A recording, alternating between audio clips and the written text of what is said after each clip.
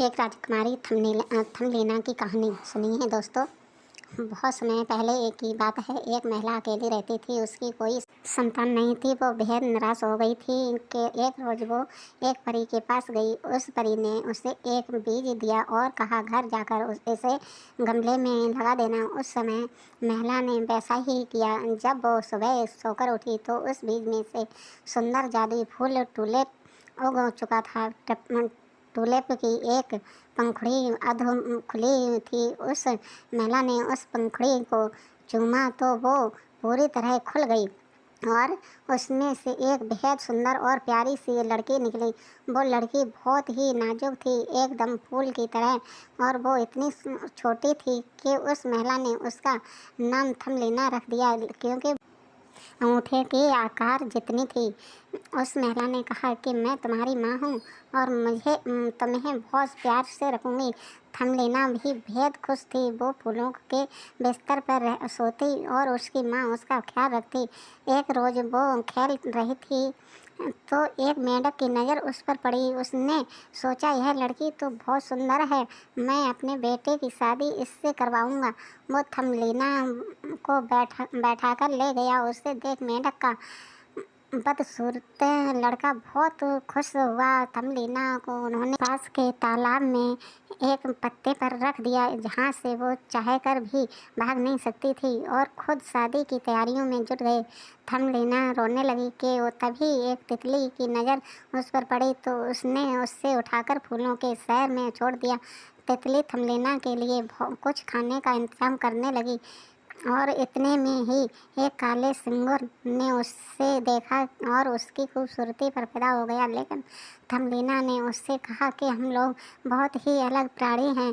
झिंगुर के दोस्तों ने भी कहा कि यह तो बहुत ही अजीब है, यह हमारी तरह सुंदर नहीं है, तो उन्होंने थमलीना को छोड़ दिया। थमलीना घर जाने का रास्ता ढूंढ रही थी और जंगल में भटक गई। भटकते वो एक बिल के पास पहुंची। बिल की मालकिन एक बूढ़े चूहिया थी। वह चूहिया ने थमलीना को आसरा दिया, लेकिन बदले में उसे घर के सारे काम करने को कहा। इस साथ ही एक और शर्त रखी कि चाय के समय थमलीना को उसे और उसके पड़ोसी चूहे मिस्टर मोल को कहानी भी सुनानी होगी। इतने में ही वो पड़ोसी चूहा मिस्टर मोल आया और उसने थमलीना को देखा। थमलीना पर उसका दिल आ गया। मिस्टर मोल ने बूढ़ी चूहिया को कहा कि उन्हें एक नया घर देखने चलना है, तो वो थमलीना को भी साथ लेकर चल दिए। रास्ते में थमलीना ने देखा कि एक चिड़िया घायल अवस्था में बेहोश पड़ी है।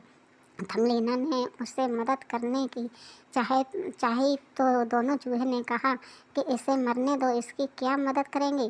थमलीना का दिल न माना। उसने चिड़िया को खाना खिलाया, पानी पिलाया। उसके घाव पर वो रोज़ मरहम लगाती थी। एक दिन मिस्टर मोल ने उसने अपने दिल की बात बूढ़ी चूहिया को कहानी की वो थमलीना से शादी करना चाहता है, तो वो बेहद खुश हुई। चूहिया को जब यह बात पता चली तो उसने साफ इनकार कर दिया, लेकिन चूहिया न मानी। तब थमलीना ने कहा कि ठीक है, लेकिन एक आखिरी बार मुझे उस घायल चिड़िया से मिलना है। थमलीना जब वहाँ गई तो उसने देखा वो चिड़िया ठीक हो चुकी है और आसमान में उड़ रही है। चिड़िया ने थमलीना से कहा कि वो जल्दी से उसकी पीठ पर बैठ जाए ताकि वो उसे यहाँ से दूर ले जा सके। थमलीना ने वैसा ही किया। दूर फूलों के देश में ले गए आई। थमलीना ने देखा कि वहाँ एक सुंदर सा राजकुमार है। राजकुमार ने भी थमलीना को देखा तो देखते ही उस पर मंद हो गया। थमलीना को भी राजकुमार से पहली नज़र में प्यार हो गया। राजकुमार बड़े ही अदब से थमलीना के पास आया और अपना परिचय दिया कि मैं इस फूलों के देश का राजकुमार हूँ, क्या तुम मेरी रानी बनोगी। थमलीना शर्मा गई और उससे फूलों के देश की ओर से पंख भी मिल गए, जिससे वो राजकुमार के साथ यहाँ वहाँ उड़कर सैर पर जा सके। दोनों खुशी खुशी रहने लगे। कहानी से मैं विनती है, कर भला तो हो भला। थमलीना का मन बहुत ही भावुक और प्यारा था, इसलिए इतनी परेशानियों के बावजूद वो अपने मुकाम तक पहुंची। उसने दूसरों की मदद की तो बदले में उससे भी मदद मिली। साथ ही उसने अपनी बहादुरी और समझदारी नहीं छोड़ी। राधे राधे दोस्तों, बाय, मिलते हैं अगली